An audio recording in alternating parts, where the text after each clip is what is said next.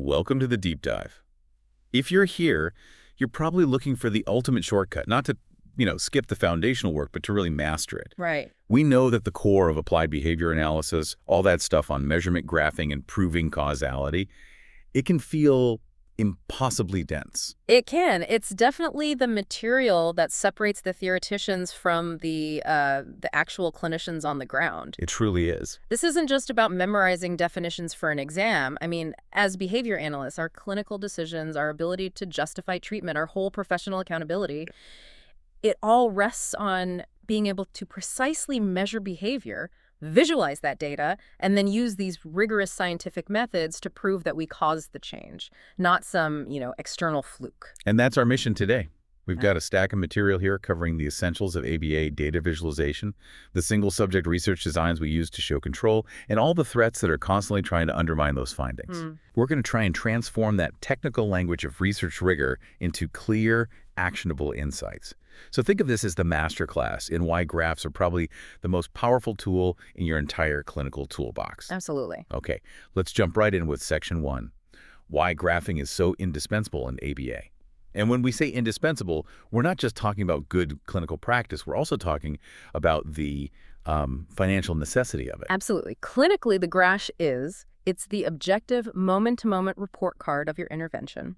We use it to track a specific behavior over time, evaluate if the treatment is effective, and crucially, to inform our immediate decisions. Right. Do we keep the plan as is? Do we need to tweak a prompt hierarchy? Or do we have to just scrap our initial hypothesis entirely? The graph tells the true story, free of observer bias or someone's anecdotal memory of the session. And it's like the universal translator in our field, isn't it? A behavior analyst might use all this complex terminology, but a simple line graph can communicate immediately to parents or doctors or teachers whether an intervention is working or just holding steady or failing. That's a great point. One analyst, April Torres, made this great point about how graphs make it easy to say something like, look, we're tracking aggression, and based on this visual, the frequency almost always spikes dramatically around 7 p.m. You can actually show them. You can show the visual evidence. It builds trust. It motivates everyone to keep implementing the plan consistently. This clarity, it links directly to professional accountability and, funding. It does. The financial imperative is growing so rapidly, especially now with this shift toward value-based payment models. Balaji Ramani really emphasizes that insurance payers, they're looking for justification for every dollar spent. So they now require visual evidence charts and graphs for pre-authorization and for treatment renewal. That makes perfect sense. I mean, if you can't visually demonstrate measurable outcomes and a positive rate of change, why would a payer continue authorizing these expensive services? Exactly. And the scrutiny is high because, as Ramoni notes, supervisors are often really busy. They can't personally track every single client's progress every single day.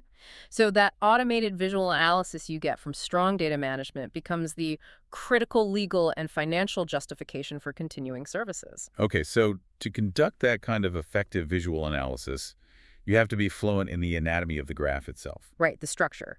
An ABA graph is basically a two-dimensional plot that tracks behavior change across time. And these dimensions, they map directly onto our experimental variables.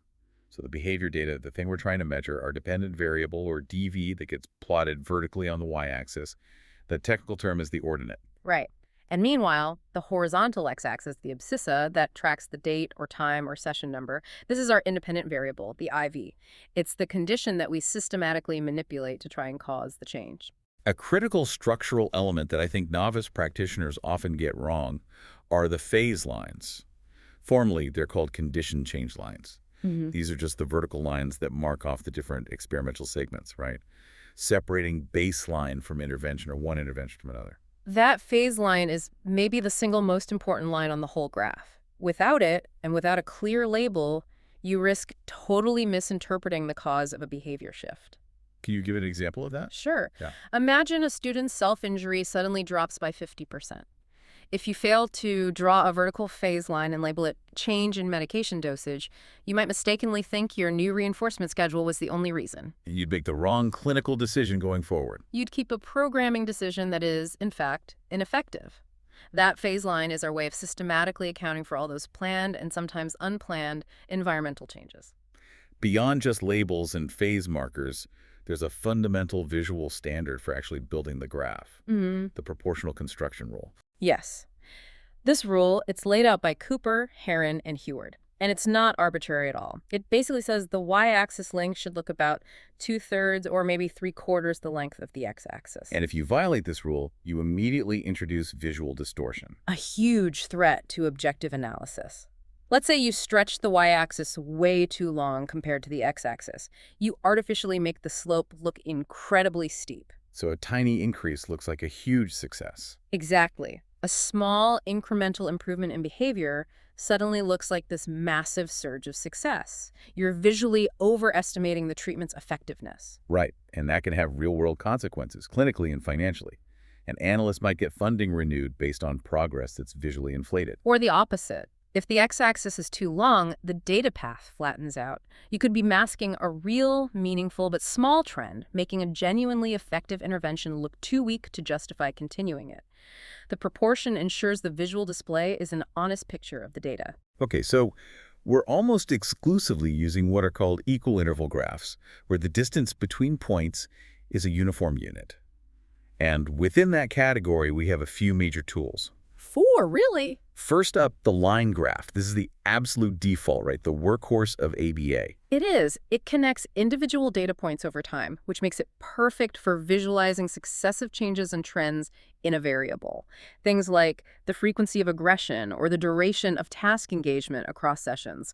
When you're looking at a design like an ABA or a multiple baseline, you're looking at line graphs. Then we have the cumulative record. This is a specific type of line graph, but it plots the cumulative total of a behavior over time, not just the rate per session. Right, and it never goes down. It can only go up or stay flat because you're adding up the total number of responses or skills ever acquired. So when would a BCBA choose that over a standard line graph? It's uniquely suited for tracking skill development and mastery and for assessing fluency. That's the combo of accuracy and speed. Torres specifically said she uses it a lot to show the number of skills a student is mastering over time. And the key thing to look at is the slope. The slope is everything. A steeper slope means a higher rate of skill acquisition. A flat slope signals a plateau in learning. And that plateau is critical to catch immediately. If a student learned 30 sight words in February and the line goes way up, but then in March, the cumulative line just goes flat, even though sessions are still happening. That visible plateau immediately tells you that learning has stalled. It prompts the analyst to investigate what changed. The environment, the teaching method, something's wrong. Okay, third, we have the scatter plot. Right. This shows the relationship between two variables that aren't time-based in the same way. For instance, you could plot the frequency of a client's self-stimulatory behavior against the time of day, or maybe against the size of their class. But the sources warn that scatter plots are less useful for showing successive learning over time.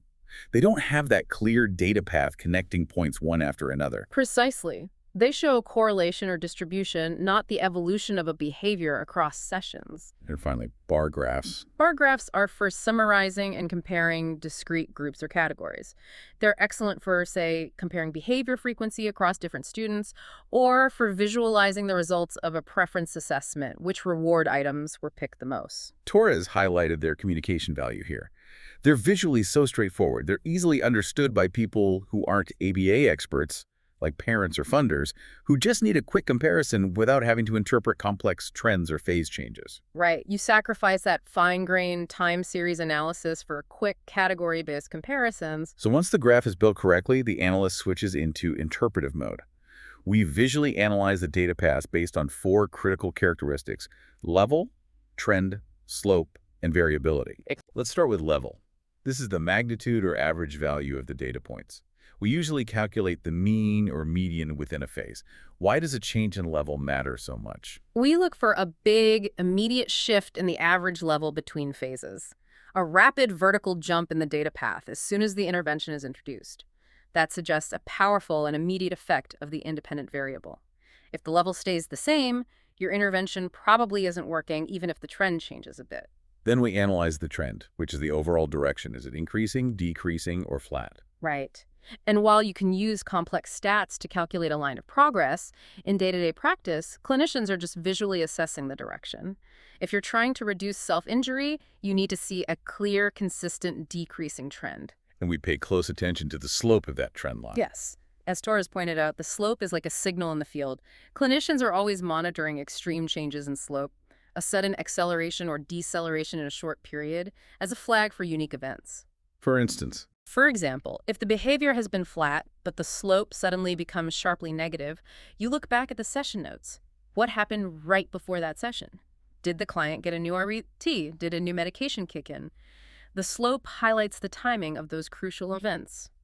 and the final key characteristic is variability, the fluctuation in the data. This is where the real scientific rigor starts. Variability is absolutely key for making predictions.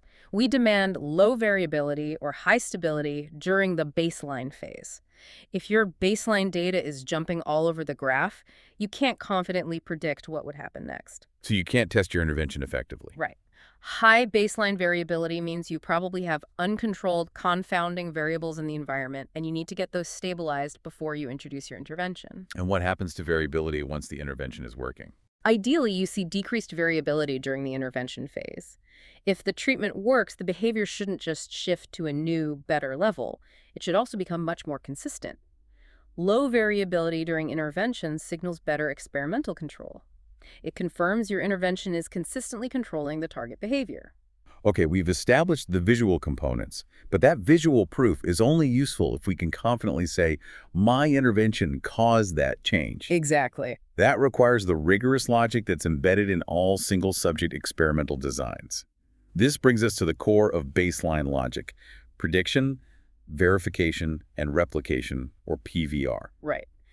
But before we apply that logic, let's just quickly confirm the variables we're manipulating. The dependent variable, the DV, is that measurable dimension of behavior, the thing we're trying to change.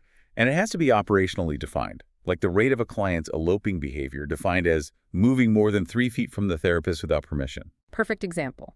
And the independent variable, the IV, is the intervention or the treatment that you systematically manipulate, the suspected cause.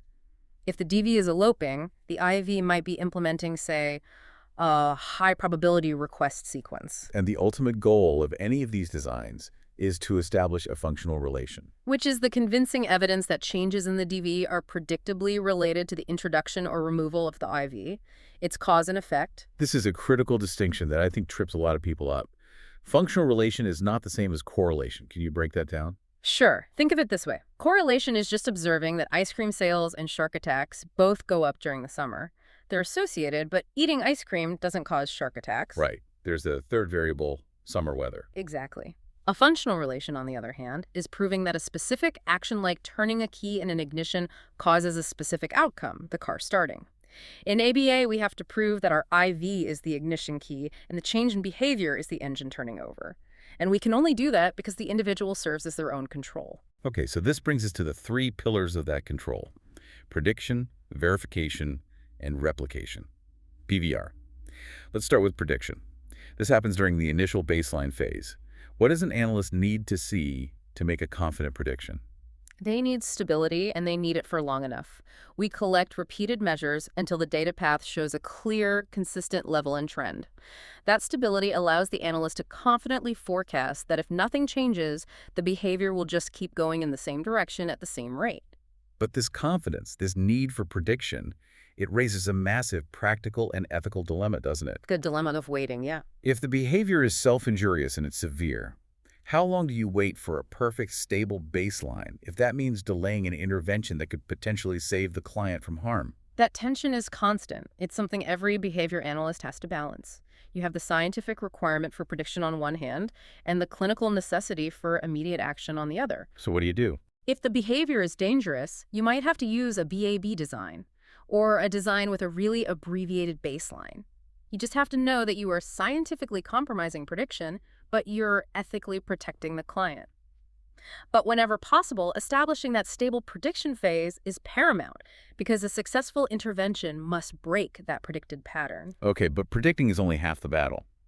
If the behavior changes, how do we prove it wasn't just a fluke, like some historical event that just happened to coincide with the treatment start? That requires the second pillar, verification. Verification is all about confirming that your original prediction, that the behavior would have continued on that baseline path, was correct. It's the essential step for ruling out those confounding variables we talked about, like history or maturation. And how do we verify this in a reversal design? We do it by temporarily withdrawing the eye. We return to a baseline phase. If the behavior returns to or close to the original baseline levels, we have verified the causal effect of the eye. For example, if a client's attention naturally improved during the intervention phase just due to maturation, removing the IV wouldn't cause their attention to go back to the original poor baseline. But if the behavior does regress, we've verified that R5E was the active cause of the improvement. We've ruled out history and maturation. So verification is basically creating a temporary regression to prove the link. That sounds difficult to manage. It is the most difficult pillar, both ethically and practically. Ethically, withdrawing an effective treatment can be a huge problem, especially for severe behaviors. And practically, the behavior might not even fully return to baseline, a phenomenon called irreversibility. If the client has learned a skill. Exactly. If the effect is irreversible, you have to rely on other verification methods, like the ones that are built into a multiple baseline or a changing criterion design. And then finally, we have replication. This is the strongest piece of evidence we can get. Replication is just repeating the IV manipulation and seeing similar controlled effects. It increases our confidence in the efficacy and helps generalize the findings. This can happen within a single design, like reintroducing the intervention in the second B phase of an ABAB design, or across different tiers in a multiple baseline design. Why is replication so vital for rigor?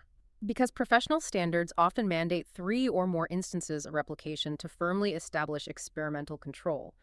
Without verification and replication, a simple AB design is scientifically weak. It just shows an association.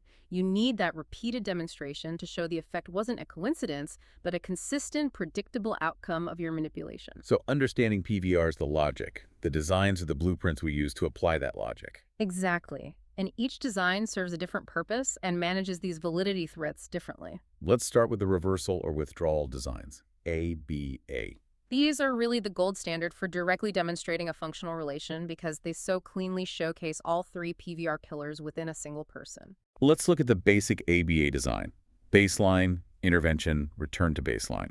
We get strong prediction in A1 and verification in A2.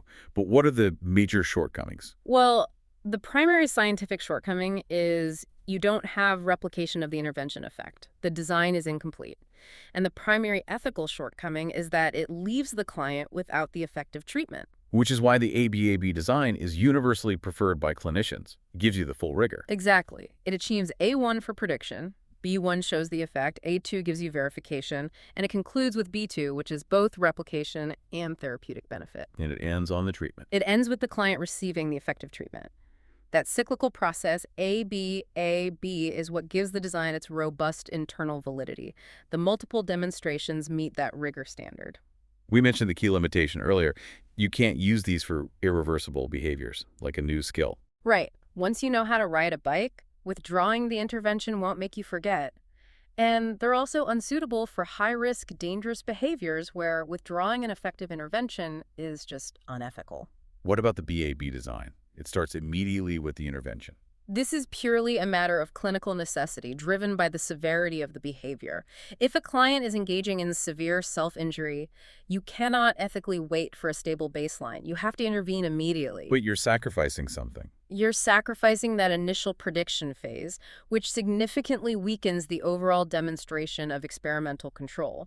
Without that initial stable baseline, proving that the change wasn't due to some other confounding factor becomes much, much harder. So this brings us to the multiple baseline design, or MBD. Yes, the MBD is the crucial answer to the ethical and practical limitations of reversal designs.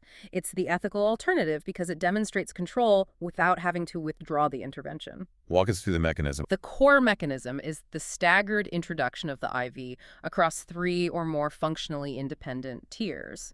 And those tiers could be different behaviors for the same person. Or the same behavior across different people, or the same behavior across different settings. How does this staggered approach establish PVR? So you collect baseline data simultaneously across all your tiers. You apply the IV only to the first tier, and the behavior changes. Crucially, the behavior in the untreated tiers remains stable at baseline levels. And that stability in the untreated baselines, that's your verification. That's your verification. If some external variable, a history event, were responsible, it should have affected all the baselines at the same time. But only the treated tier changes. That sequential application across the staggered baselines is the proof of the functional relation. That makes the concurrent MBD a really powerful defense against history threats. A very strong defense. The source material also talks about variants like the multiple baseline across settings design, but we should really discuss the risks of the non-concurrent MBD. I found that fascinating. When the baselines are so delayed that the data collection periods are widely separated in time, how does that compromise the validity? A traditional MBD relies on that temporal synchronization to use the untreated baselines as a sort of experimental foil. In a non-concurrent MBD, where data collection might span months or even seasons, broader history effects are way more likely to confound the results. Like summer break starting. Exactly. A sudden shift in behavior could be due to summer break or a major staff turnover, not your intervention. Also, the risk of instrumentation bias, specifically observer drift over those long, non-concurrent gaps, it just dramatically increases. It makes the conclusions much weaker. They're only used when you have no other viable alternative. Okay, let's move on to the changing criterion design, or CCD.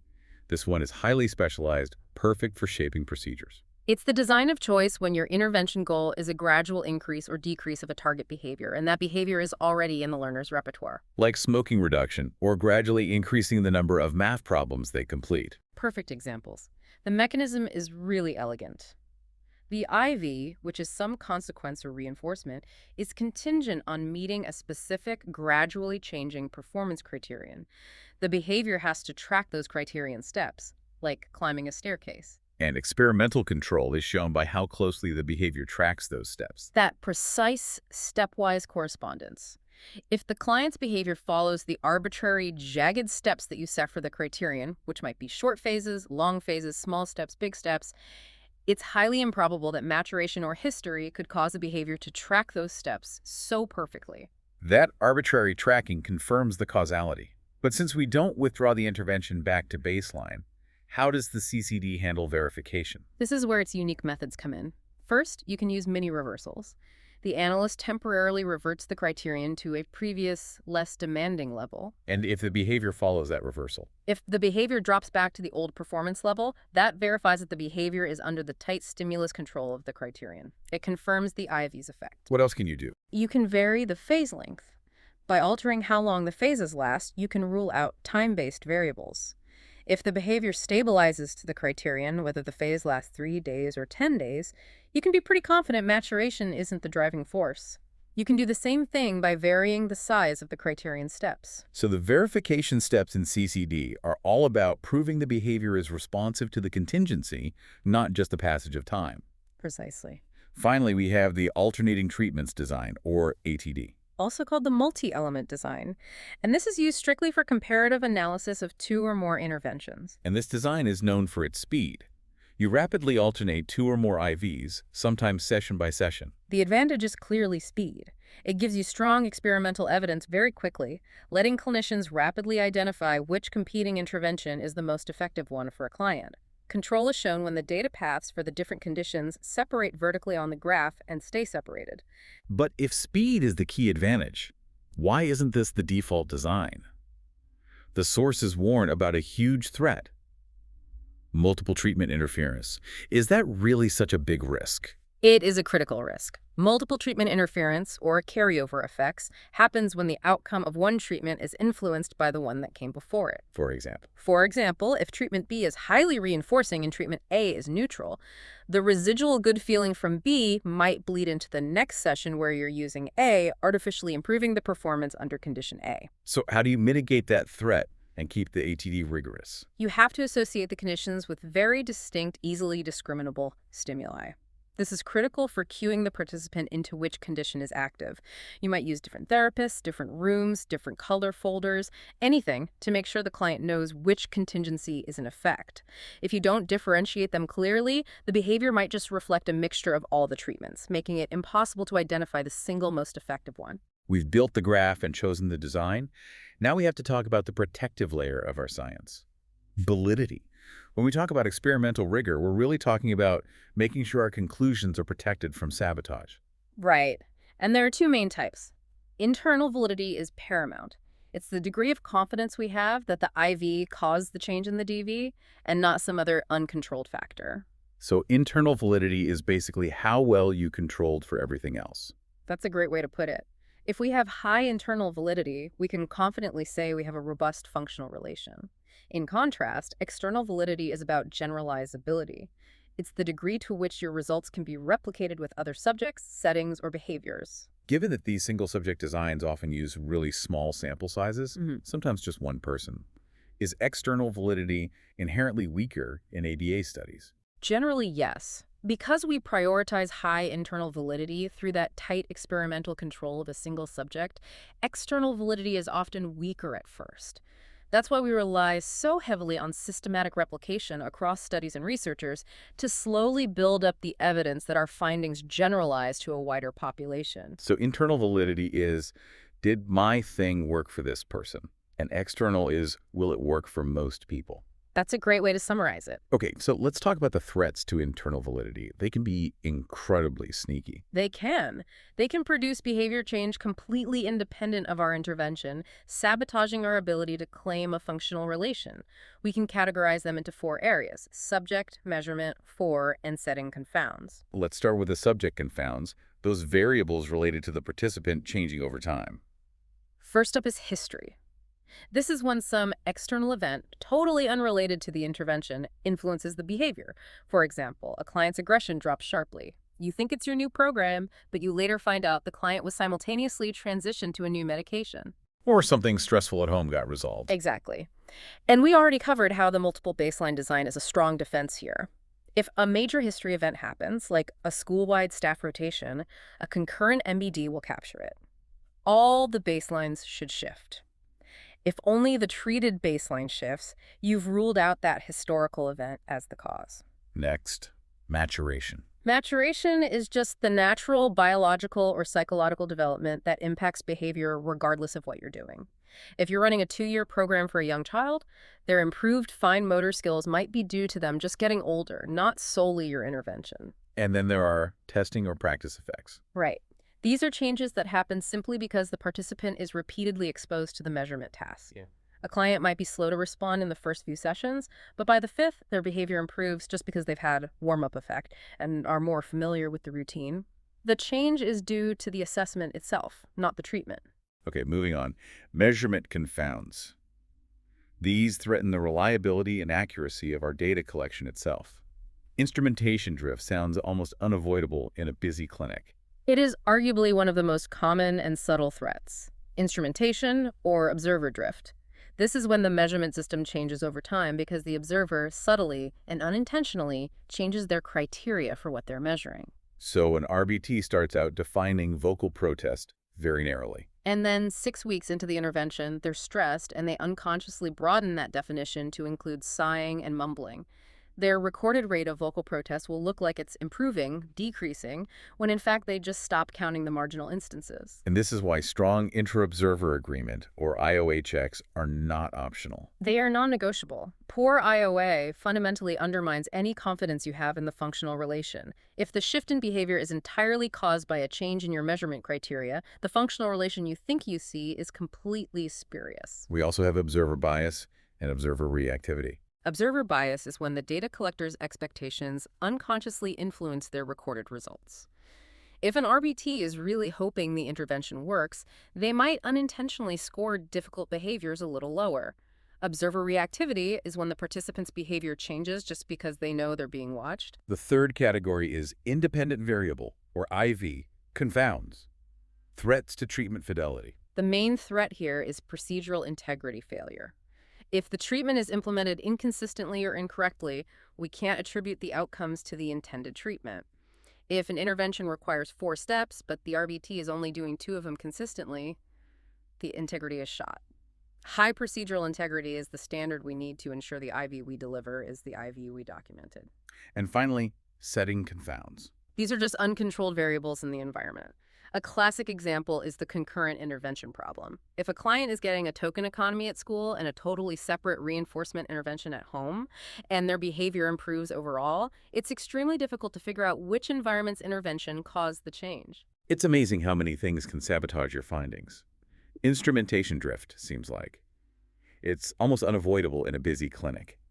This brings us to how modern practice is leveraging technology to fight back. The transition from paper-based data collection to electronic data collection and graphing software is probably the biggest quality of care shift we've seen in recent history. Historically, all that manual paperwork meant clinicians wasted so much time juggling binders, handwriting data. It's a process that's just prone to human error. And lost data. Lost data, delayed analysis. Balaramani pointed out that these electronic systems are critical for operational efficiency and, more importantly, for quality of care. The software automates the tedious stuff, reduces human error, and gives you real-time data for immediate clinical adjustments. The benefit for experimental rigor seems immense. Software lets BCBAs filter data by date or session or other variables. Torres noted that vital ability to filter data to compare how a child responds when working with RBTA versus RBTB. And that is the gold standard for procedural integrity checks. It's a perfect example. If you run that filter and the data path looks perfectly flat for RBTA, but shows a clear, effective trend for RBTB, that is an immediate signal. It tells the BCBA that RBTA is either collecting data wrong or maybe, more likely, is running the intervention plan with low fidelity. This customization helps you spot that fidelity failure and observer drift in real time. And tying back to the financial reality, these tools allow for automated graph generation and instant summary reports. Right. Clinicians can instantly generate professional PDFs with all the necessary visual evidence attached directly to pre-authorization forms and use them for billing justification. You're transforming raw numbers into visual, defensible evidence for continued treatment. So we spent the last half hour covering all the complexity that's inherent in what, on the surface, just looks like simple graphing. We've gone from the structure of proportional axes all the way to the ethical and logical difficulties of PVR. For the aspiring behavior analyst, mastering these concepts is absolutely foundational for professional accountability. It is. You have to develop fluency in visual analysis based on level, trend, and variability. You have to understand that core sequence of prediction, verification, and replication, because that's the logic that underpins every single decision you make to infer causality. And you have to be able to select the appropriate design for the job instantly, knowing that the ABAB design gives you the clearest proof of causality, but has ethical concerns. Or that the multiple baseline design is the ethical alternative for irreversible behaviors, and the changing criterion design is ideal for shaping. That's the practical application of all this knowledge. This deep discrimination skill, identifying the correct design for a scenario, spotting the most likely threat to validity, or interpreting a data path, is fundamental for success on the BCBA certification exam. This knowledge has to be applied to successfully navigate the sections on measurement and experimental design. Absolutely. And for those of you who are preparing for that challenging exam, leveraging tools that can quickly reinforce and test these complex discrimination skills is really essential for achieving fluency. Programs like Flash Genius, which simulate that high-stakes discrimination that you need for mastery of the task list, they can be invaluable. It's the difference between just memorizing a definition and truly mastering the concept for real-world application. It is. Mastery of experimental design is how behavior analysts transition philosophical commitments like empiricism into tangible, evidence-based practice and confidence. It allows you to confidently defend your clinical decisions with empirical proof. So we've established that the strength of ABA really lies in its experimental rigor. It's demonstrated through careful measurement, absolute adherence to that PVR logic, and a proactive defense against all these internal validity threats. Every time you collect a data point, you are participating in a single subject experiment, and your graphing and design choices determine the confidence and ultimately the ethical justification of your clinical conclusions. We saw that the changing criterion design specifically is a powerful tool because it aims for gradual, achievable steps. It uses verification steps like mini reversals or prolonged phase lengths to prove its efficacy without requiring a major withdrawal of treatment. It does. And this leads us to our final provocative thought for you to consider. It's a continuous tension that I think defines advanced practice. We discussed how the changing criterion design requires verification steps, like a temporary mini reversal, to a previous criterion level just to confirm experimental rigor. But consider the ethical implication. How long is too long to hold a client at a stable criterion level just to achieve a necessary verification step, if doing so slows down their overall therapeutic progress? That continuous negotiation between scientific proof and therapeutic necessity is what truly defines advanced and ethical practice in behavior analysis. Thank you for joining us on The Deep Dive. Until next time.